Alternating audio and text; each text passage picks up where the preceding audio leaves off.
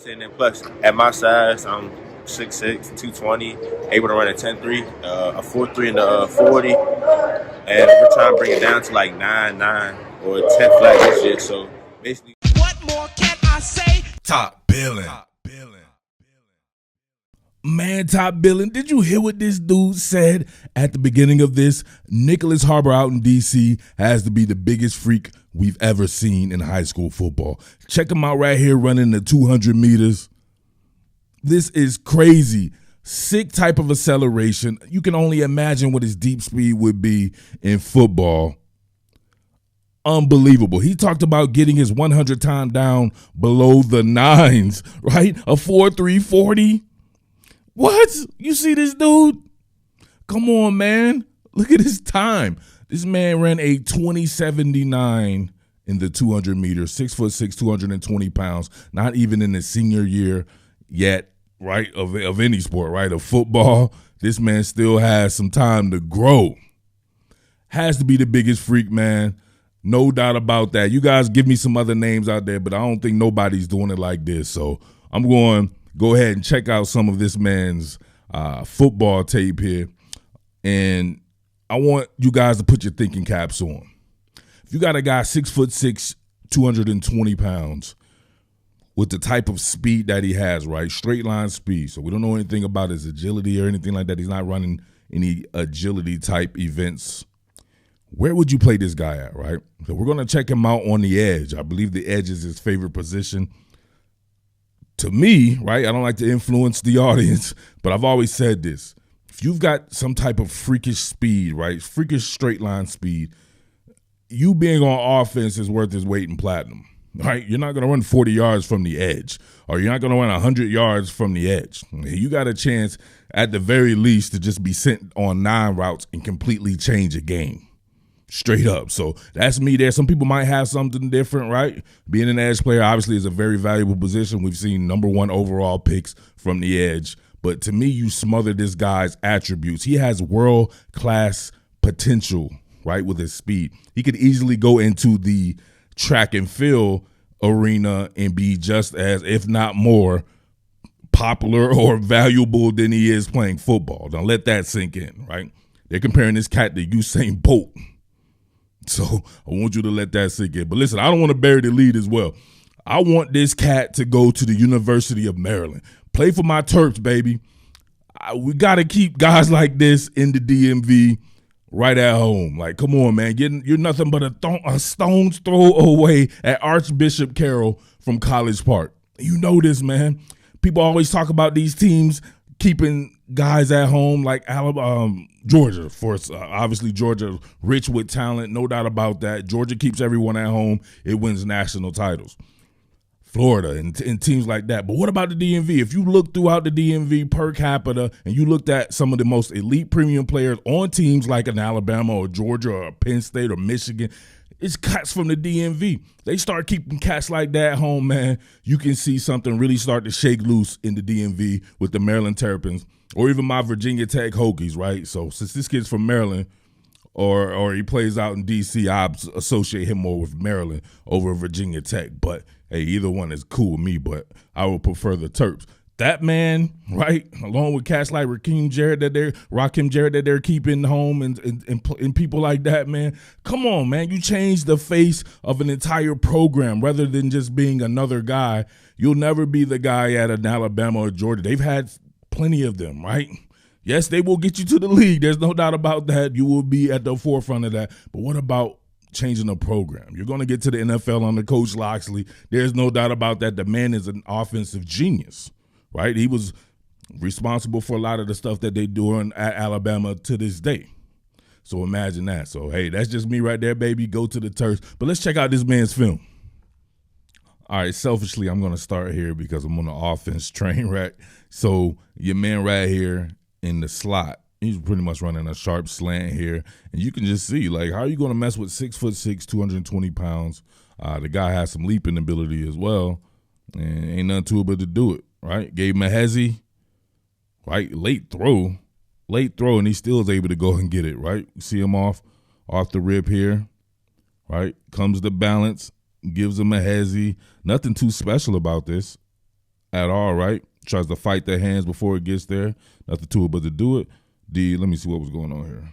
All right, so we got a rollout. So that's why the throw was late there. But he looks backside, immediately sees that right there. All you got to do is put it up. Who's going to jump with this cat? Right? And he has some really good hands as well that I noticed on film. So he's raw, right? He's raw on both sides of the ball, pause to me. But to have that type of template to work with, to me, would just be unbelievable as a coach. All right, here we go. My man on a fade pattern right here to the pylon. You get to see his ability to track the ball in the air. See it right there? DB actually had pretty good position going into it there, but listen, I got to be honest about the situation. At least what I've seen on film, he's not playing the best of competition, but to me, you scout the player and not necessarily the helmet. You got to scout his skill set, and I believe his skill set is definitely premium here. But we see right there, look at that ball over his head, tracking that bad boy Juan Soto style. Let's get it. And able to get 2 feet in bounds like it was the NFL there. So good showing right there. All right, here we go again. He's in the slot this time, running a corner route. And once again gets on top of the DB. This one right here is just, that's just too easy. Come on, that's too easy. He almost jogged that one out, right? Jog it out. The defender working with inside leverage with an outside breaking route is just too big. You touch the man of steel like that? Come on, man.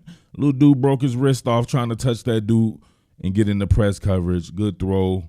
Once again, tracking, not having to really contort his body. I love it. You can see him lined up kind of at a 6 technique right here. This is a pretty decent rush set here. The guy, that's just, hey, man, I don't know what to tell you, right? Like I said, the competition isn't the best.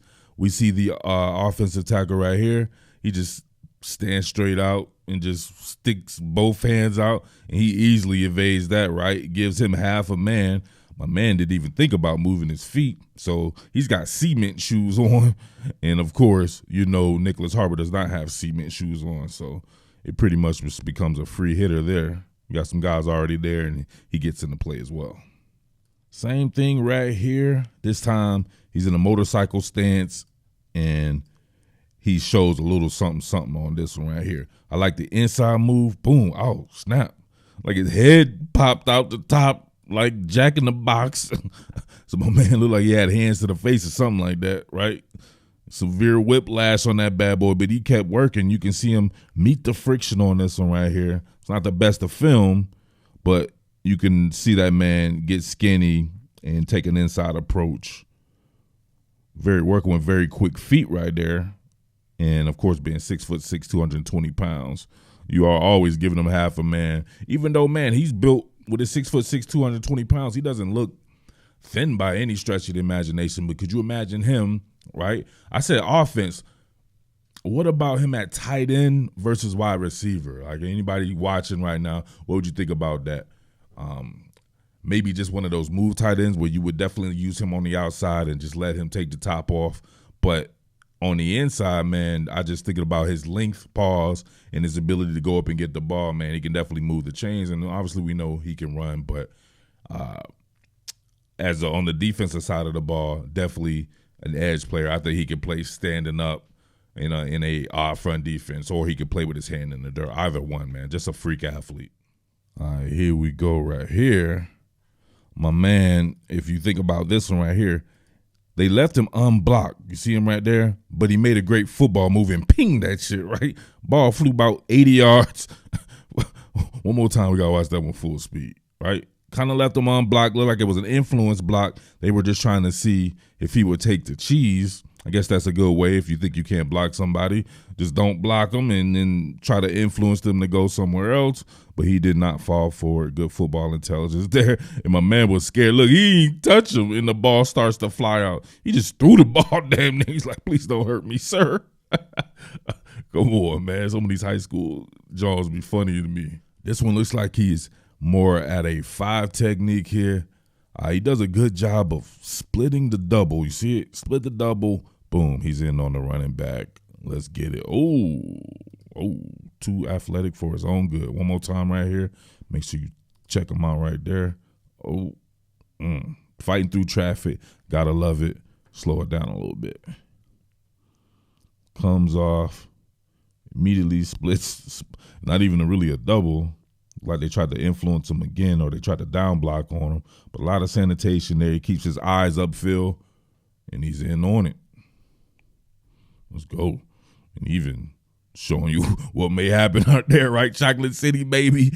Right? He's like, if it don't work out in track or football, baby, I'm exotic dancing out in Chocolate City. Let's get it. All right. Will men watch to the end and then comment? See my man right here. This time, he just shows off that burst. Look at that. My man peeked inside. I believe the tackle peeked inside.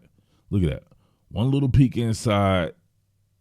And then look where he's already at, right? Without the starter's blocks again, he's getting upfield. That's a no contest right there. So I seen all I need to see from this kid right here. If I'm me personally, from a scouting standpoint, I like to flip the scoreboards if I have somebody with freakish athleticism. If I have someone with freakish size, maybe throw them on the defensive side of the ball. But, hey, it doesn't really matter. This guy's going to make an impact no matter which way he decides to go in the future. Hopefully it's with the Maryland Terrapins, but I'll be watching this kid, man. I'll be like his beat writer there. I might even get out to Archbishop Carroll to check him out. So I can't wait for this upcoming season right here. No doubt about that. Some really good high school players, man. We'll check in on them.